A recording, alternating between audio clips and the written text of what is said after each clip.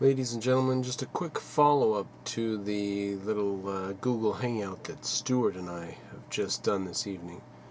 We got into the situation over Europe, and he said he spoke to objectivists from Finland, I believe, who said it wasn't that bad. He said, the people said, do you people really believe these English language articles about how bad it is over here? Do you really believe that?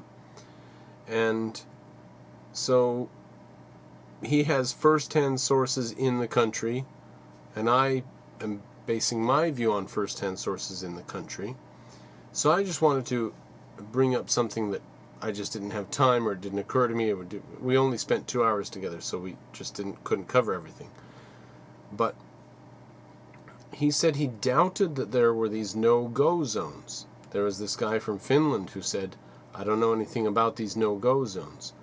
And I told him that there are no-go zones in reasonable places in America, like Alabama, let alone certain areas in New York City or Los Angeles, which I didn't even mention.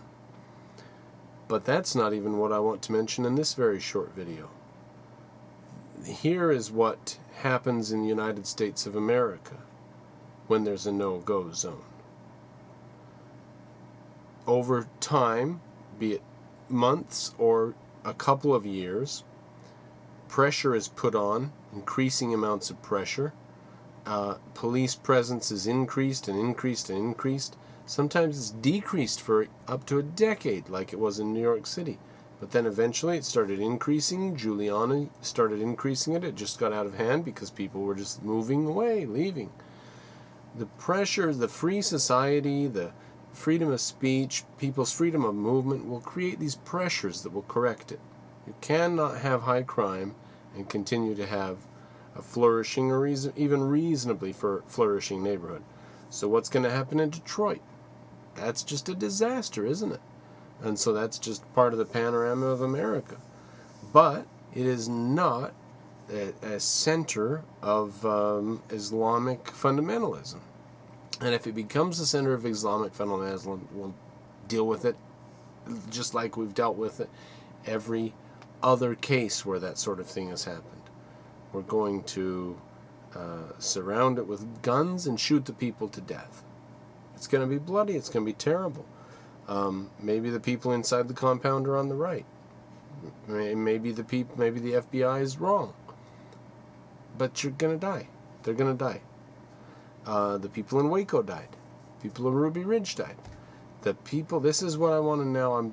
Now let's cut everything off. All this is just forget about this. None of this is tied up in the point. The point I want to get to now is about the very most recent thing. The Oregon Burns, Oregon standoff. Anyway, Bend, Oregon, wherever it was. In Oregon. And what happens when a small group of people says, the government has no power in this area, we now own it? What happens? Well, it just does not last long. Those people are on the government's list. It is not a long-term situation in America. And let alone cutting off 20 or 50 areas. Now, in Stockholm and in Malmo and in dozens of cities, Paris and London, there are no-go zones. Not only is it not safe for white people to go there, it's not safe for police officers to go there. It's not safe for the fire department to go there. On the island of Corsica, fire department officials were injured in an attack one evening when they responded to some sort of an emergency and were not previously granted permission to enter the area, and they just entered on the emergency and were injured. And out of the 7 or 8 firemen that went, or 9 or 10, 2 of them were injured. The next day there was a massive get-together of white people at the police station. And a bunch of them broke off and went to the local no-go zone, the Muslim area. And what did they do in the Muslim area? Do you think they had a picnic and brought balloons and ponies? No. They ruined the mosque. They trashed it. They broke all the glass. They tore up Qurans. Now, if you didn't see this on the news, just go look it up on Google. Search a bit. Go to the 19th page or something. You can find something on it probably.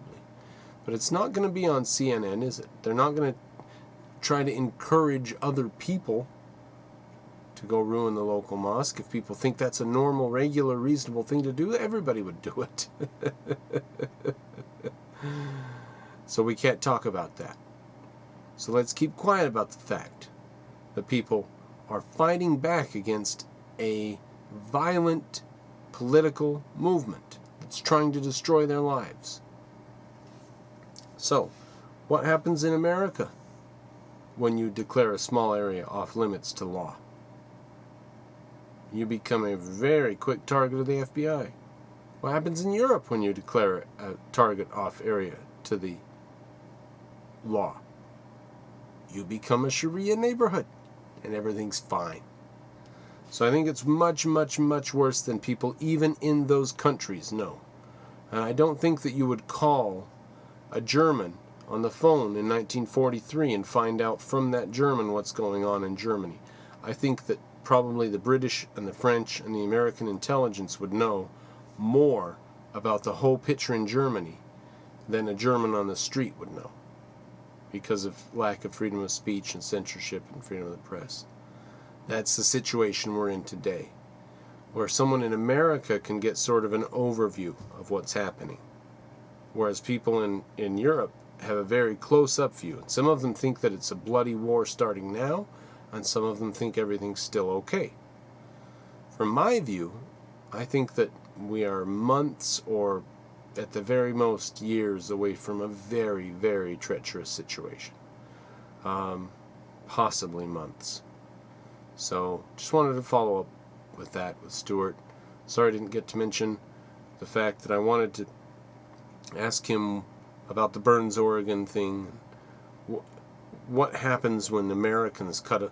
is it really that bad? I don't know. What would happen in America if we had a neighborhood you couldn't go into?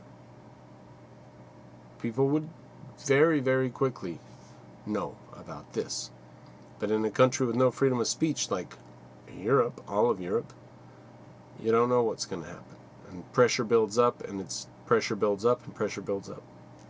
So, by the way, it was fun, all that, Stuart. Good times. Definitely have to do another one very soon. That was great times.